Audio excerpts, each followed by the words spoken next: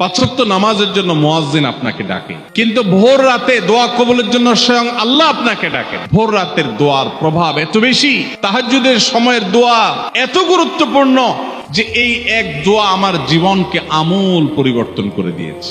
সাহারি খেতে যখন উঠবেন, সাহারি খাওয়ার পর 10টা মিনিট সময় হাতে রাখেন, বা সাহারি খাওয়ার আগে 10টা মিনিট আগে উঠেন, উঠে ওযু করে 2 রাকাত 4 রাকাত নামাজ পড়ে, বা নামাজ পড়ার সময় না থাকলে অন্তত কেবলামুখী হয়ে 2টা হাত তুলে আল্লাহর কাছে একটু চান।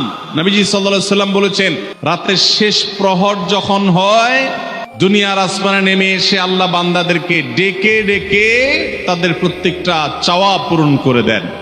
এই জন্য ভাইরা, রমজান মাসে সাহরির সময় দোয়া কবুল হয়।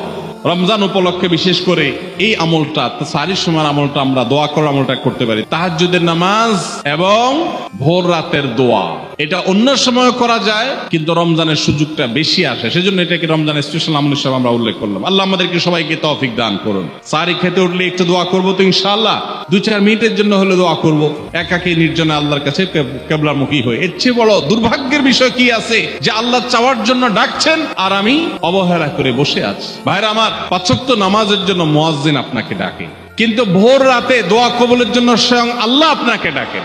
অতএব সাহরি খেতে উঠলে ভোর রাতে সাহরির সময় একটু দোয়া করবো তো ইনশাআল্লাহ।